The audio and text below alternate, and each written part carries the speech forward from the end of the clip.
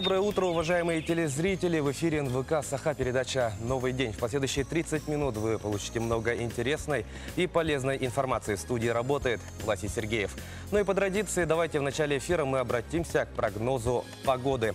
Итак, по данным Якутского управления по гидрометеорологии и мониторингу окружающей среды, а в центральных улусах в 6 часов утра плюс 23, плюс 24, днем плюс 32. Заречье утром плюс 22, плюс 25, днем плюс 25, плюс 26. В южных улусах утром плюс 21, ну а днем ожидается температура от плюс 25 до плюс 26 градусов. Вилюйские улусы утром плюс 16, плюс 21, а днем плюс 16, плюс 22. Нижнеленские улусы утром плюс 21, плюс 22, днем плюс 24, плюс 28. Западные улусы утром плюс 14, плюс 18, днем плюс 17, плюс 21. Колымо-Индигирские улусы утром на плюс 6, плюс 13, а днем ожидается температура от плюс 8 до плюс 21 градуса.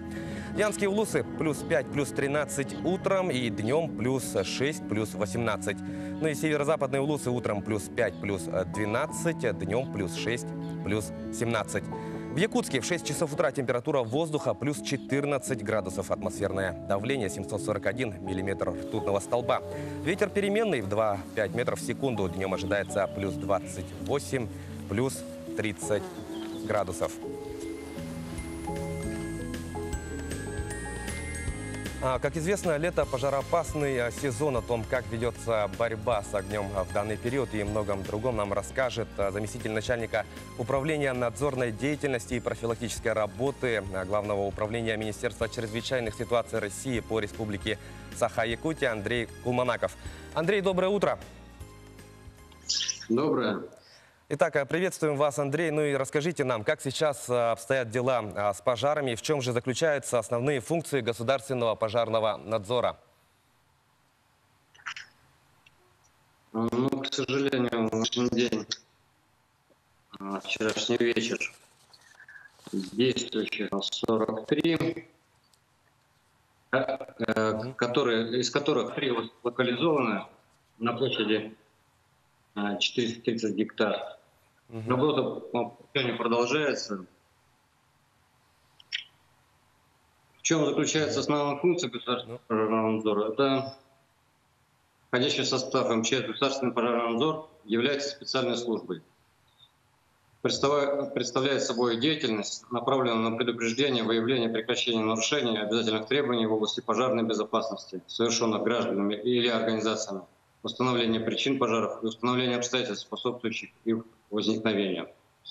Также одной из функций является профилактическая работа, которую мы выполняем, патрулируя в составе патрульно-контрольных групп и пресекаем нарушения, запрещаем выезд людей на природу в связи с тем, что в республике со 2 июля указом главы объявлен режим ЧС в лесах регионального характера.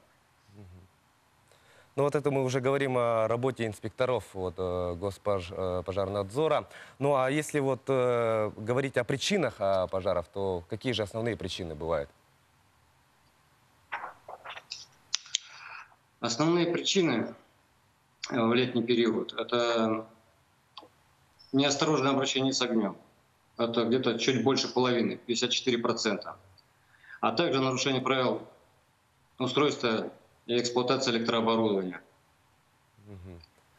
Также сухие грозы. Очень много у нас. Да, ну и какие рекомендации вы могли бы дать жителям республики, которые выезжают на природу, и чтобы не стать виновниками пожара? Ну, во-первых, не разводить костры, либо, если огонь разводится открытый, это должно быть оборудованное место, специально отведенное место и средства пожаротушения. А на природе ни в коем случае не разводить открытый огонь, потому что за это штрафы будут. Ну вот я надеюсь, что наши телезрители внимательно слушали, да, ваши рекомендации. Ну а что касается вот инструментов, вот какими инструментами пользуются дознаватели в своей работе, кроме вот ну, одной наблюдательности, да, и аналитического мышления? Ну, у нас уже давно в арсенале наших сотрудников имеется пожарно-криминалистическая лаборатория. Чемоданчик, наполненный всеми необходимыми инструментами для работы. Туда входят различные приборы, например, портативный компьютер со специальным программным модулем, который позволяет тут же на месте составить протокол, не опустить важные показатели. Также там есть молоток, отвертки, пробирки, средства измерения, лазерный дальномер, также инфракрасный термометр, который позволяет измерить остаточную температуру на конструкции и другие приспособления.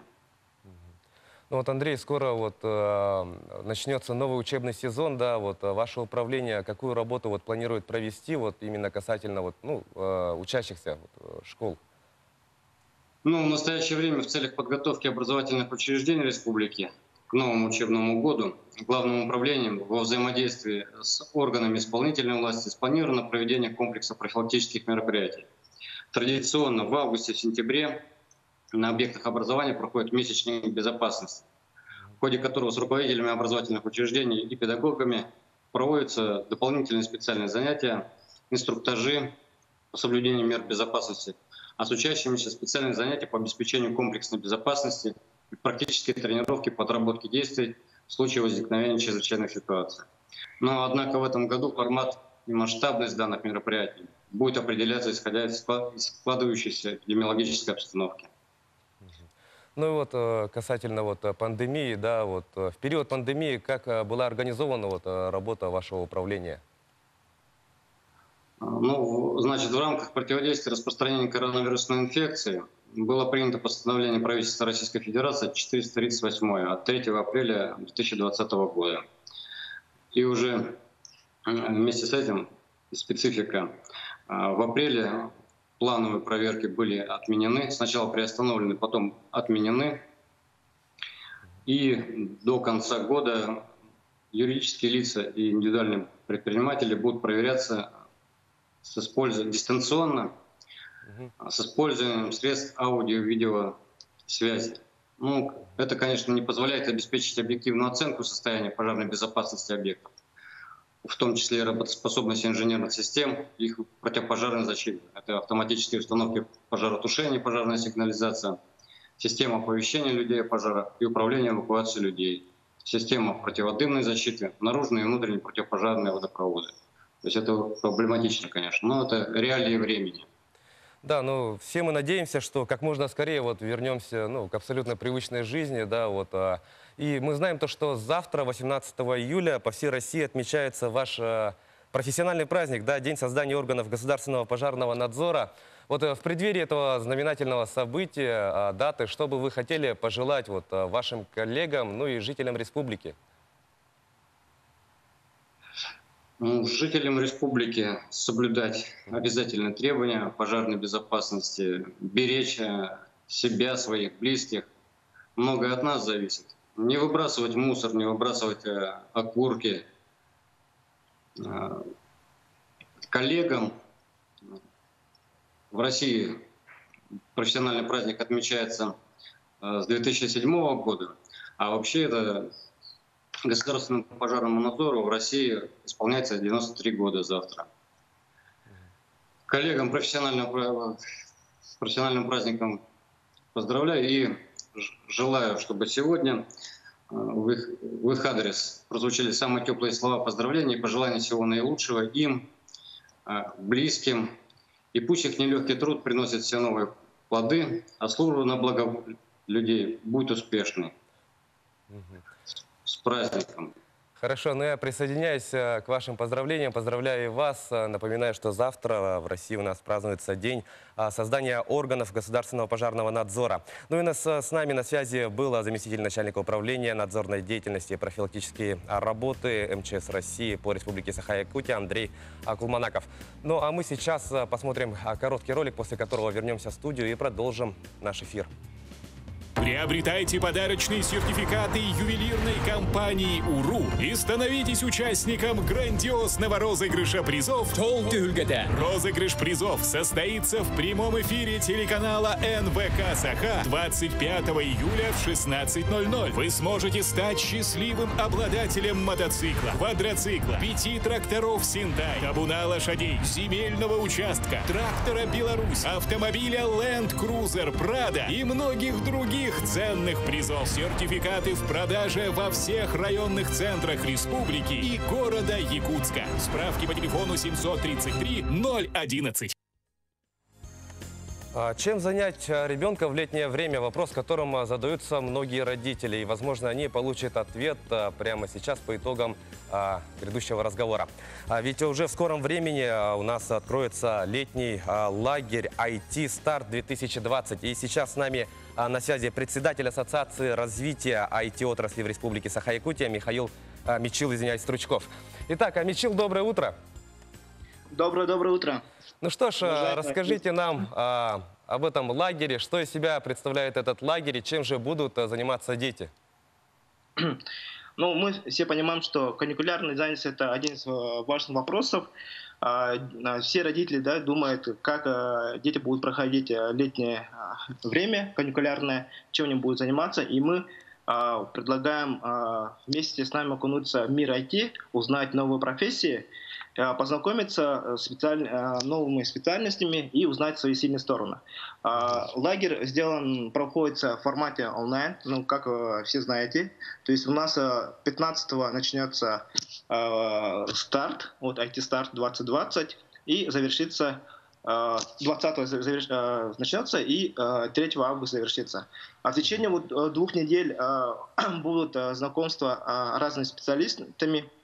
В течение курс состоит из 2 частей. Первая часть – это знакомство с профессиями, пройдут профориентационную часть, дети узнают свои сильные стороны, какие компетенции им надо будет прокачивать, ну, познакомиться с профессией. А во второй части уже пройдет непосредственно работа проекта в формате деловой игры. Вот. Программа такая очень насыщенная.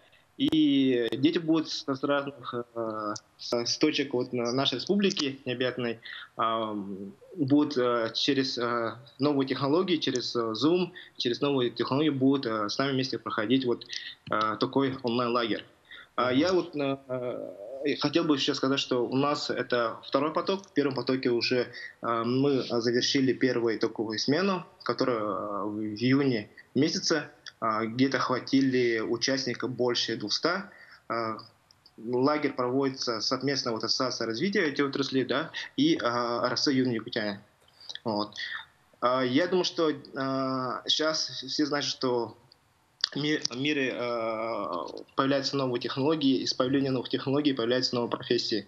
И мы, конечно, приглашаем родителей, да, детей, чтобы они ознакомились с новыми профессиями и выбрали свой путь для дальнейшего развития. Вот. И с целью этого как раз у нас мы запускаем такой лагерь. Ну, то есть профориентационная составляющая занимает очень важную роль, да, в этой деятельности, деятельности этого лагеря. Но мы отметили то, что занятия будут проводиться, да, в онлайн-режиме. Если проецировать это на обычный лагерь, да, то есть получается ребенок будет обучаться посредством видеосвязи, да, как мы сейчас с вами общаемся, и то есть он будет тратить весь день также или сколько-то часов? По времени как это будет? Ну, по времени у нас распорядок такой. С утра у нас в 11 часов начинается занятие онлайн. Дети подключаются через Zoom. Совместно с преподавателями они проходят теорию, да, знакомства. Мы приглашаем людей, да, то есть мы используем, что возможности безграничные, да, через интернет мы приглашаем специалистов, которые, да, не находятся в республике. То есть будут включения с московскими нашими отечественниками, да, которые работают в данной сфере. Будут еще, сейчас идут переговоры с Google, компанией Google, есть наши отечественники, которые тоже работают в этой сфере, в этой компании, и они тоже выйдут на связь. Все вот видеоматериалы мы записываем. Если ребенок по какой-то причине, по технической причине или по какой-то причине не пропустил занятие, он может зайти на личный кабинет и посмотреть, какое занятие сегодня проходило, и они могут, конечно, успеть наравне с остальными, то есть завершить. И, конечно, мы понимаем, что находиться удаленно, это немножко, есть свои сложности, но сейчас есть форма, которая каждую активность мы будем за выполнение домашнего задания накапливать, и потом они могут конвертировать это в призы могут заработать. То есть у нас получается по результатам есть суперприз. Дети могут выиграть ноутбук, планшет и графический планшет от наших партнеров. Ну, очень ценные призы, действительно. Только хотел вот поинтересоваться насчет того, как же удержать внимание ребенка. Да, вот иногда бывает то, что в одной аудитории вот сложно удержать внимание абсолютно каждого ребенка. Да, тут еще онлайн. Ну, с этим ясно. Ну, а что, если говорить об основных направлениях вот работы вашего лагеря, да, вот у нас имеется диджитал-маркетинг, диджитал-дизайн и веб-разработка. Вот. Я так полагаю, что эти направления были выбраны с учетом вот спроса, да, на рынке труда. Да, совершенно правильно. Ну и сами вот направления, они такие универсальные. То есть зная сейчас, иметь знание, вот, как упаковать продукт, как продвигать, это очень важно. Даже не обязательно тебе надо быть именно специалистом, да, то есть IT-направление. Это достаточно универсальное знание, которое пригодится любому, да, то есть в будущем. Вот. А так, конечно, мы с учетом взяли вот 3 основные. Это для начинающих, да, и потом можно, мы как знаем, что диджитал дизайнеры — это только начало, да, там есть и развитие таких как компетенции, да, как иллюстратор, да, как бы разработка, это основа, потом они могут выбрать уже свои как бы траектории для дальнейшего развития.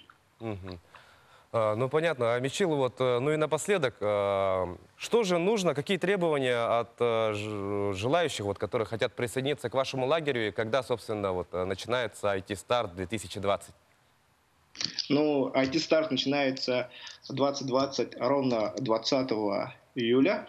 Мы приглашаем всех заинтересованных. Курс рассчитан для начинающих, то есть достаточно иметь желание и подать заявку.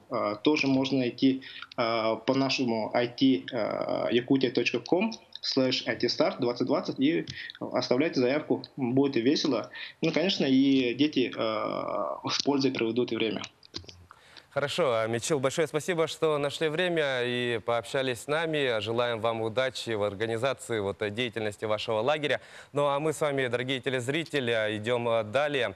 Как известно, спорт потихоньку продолжает возвращаться к привычному режиму, а это значит, нам есть о чем вам рассказать. Мы подготовили обзор спортивных новостей. Давайте посмотрим.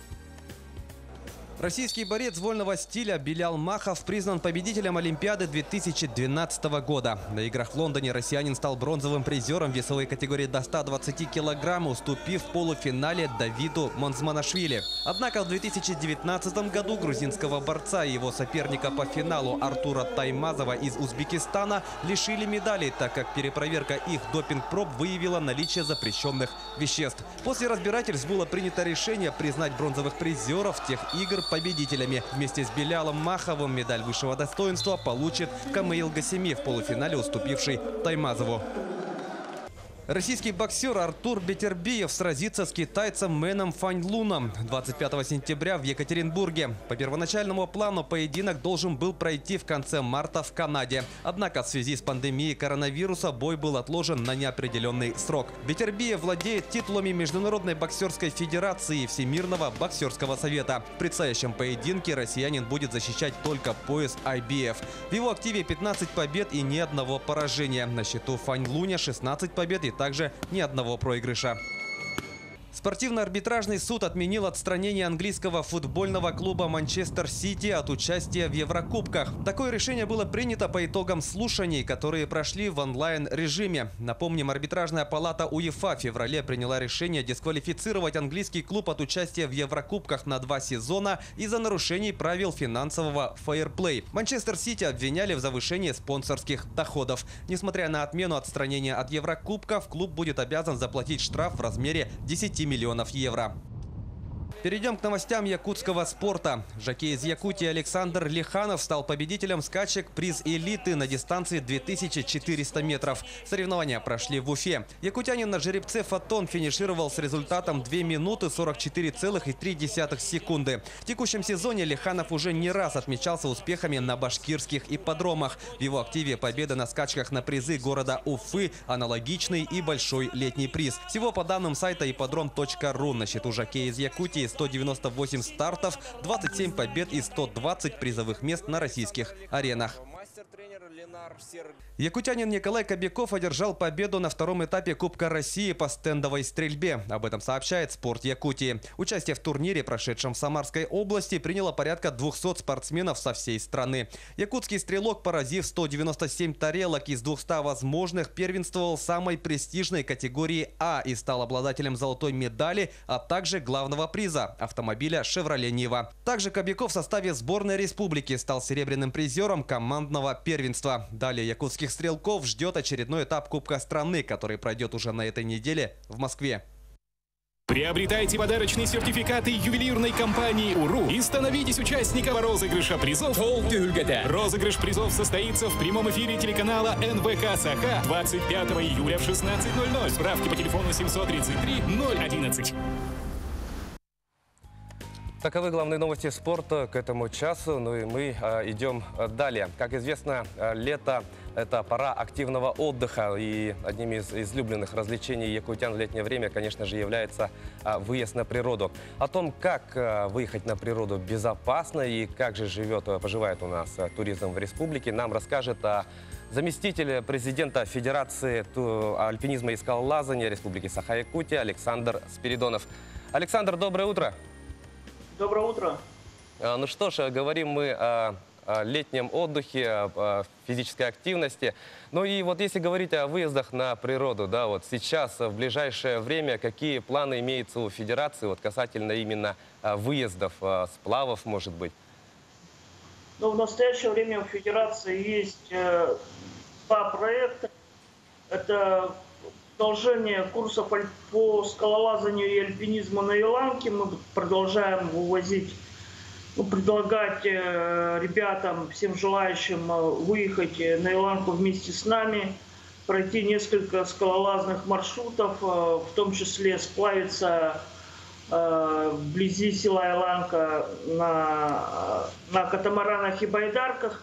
И второй проект – это альпинистские сборы. Мы Федерация альпинизма в те регионы России, где не закрыта карантином территория, мы собираем вывести в настоящее время группу ребят, чтобы осуществить альпинистские сборы в том районе, где это возможно. Да, ну очень интересные планы, Александр. Вот как раз мы сейчас видим, да, на телеэкранах то, что красоты местности села Иланка. И действительно, как раз-таки в это время же, да, если не ошибаюсь, обычно проводился фестиваль экстремальных видов спорта с аналогичным названием, да, Иланка. И, как известно, в этом году фестиваль не состоится. Да, мы решили, как и многие другие массовые мероприятия, перенести фестиваль на 2021 год. К сожалению, из-за ситуации в Якутии, в Якутске. Но, с другой стороны, мы думаем, что спортивно-событийный туризм, который сейчас вот перед пандемией набирал обороты у нас в стране, очень был популярен на Западе, западной части России. Я думаю, что как только ситуация стабилизируется, мы сможем дальше продолжать, ну не только мы, но и другие федерации смогут далее собирать массовые какие-то, организовывать массовые мероприятия, увозить людей на отдых У нас в городе существует помимо Федерации альпинизма, Федерация спортивного туризма, яхтенного спорта и так далее. Очень много спортивных клубов, которые могли бы заниматься людьми, заниматься активным отдыхом с людьми на природе. И также у нас есть национальные туроператоры, которые, в принципе, предлагают населению неплохие спортивные маршруты по территории республики. Вот, Александр, если говорим, да, вот о фестивале «Иланка», который собирал вот ежегодно, ну, я же не совру, если скажу сотни людей, да, там порядка, скольки людей, там, 500, да? Ну, не 500, но около 300 людей. Вот в прошлом году собралось на юбилейный 5-й фестиваль фестивального туризма на Иланке. Планы были, конечно, немного увеличить эти мероприятия, организации. К сожалению, пришлось перенести на следующий год. Да, вот, а если говорить о переносе, вот какие-то конкретные даты вот известны в данный момент? Да, мы всегда делаем фестиваль туризма на Иланке ко дню физкультурника. И 8 августа, это Международный день альпинизма, мы стараемся, чтобы наш фестиваль, он проходил в эти даты, в день физкультурника и день альпиниста. И в следующем году мы также планируем в это же время это все сделать. Ну, кроме того, мы думаем, что осенью, если нам удастся повторить проект «Северные тропы» вблизи территории Якутска, но это будет зависеть от той ситуации, которая сейчас есть с коронавирусом в городе. Да, ну что ж, Александр, большое спасибо, что нашел время, да, и пообщался с нами. Вот, и узнали мы о том, что у нас фестиваль был перенесен на 2021 год. Также проанонсировали ближайшие мероприятия, которые проводит ваша федерация. Наши граждане, они могут зайти на сайт alpsaha.ru, либо на соответствующий Инстаграм, посмотреть те наши предложения, которые мы можем им предложить, и поехать вместе с нами на Иланку, отдыхать, пользоваться возможностью. Спасибо. Хорошо, спасибо вам, Александр. Ну что ж, дорогие телезрители, на этом у меня все. Сейчас я передам слово своим коллегам. Еще раз хочу пожелать вам хорошего дня и удачи. Ну что ж, ну прямо сейчас я передаю слово коллегам. Көрәтшілі бітерді естігенді. Білген ағаяқ мүйтінен біге саңа күн беребетін сағылық бұд, белгітті белге болын. Олеген көтетімен жеміне етін көрді еқім барам, білген ағаяқ кемені біге әпелге қайдырдағына тақсық бұд.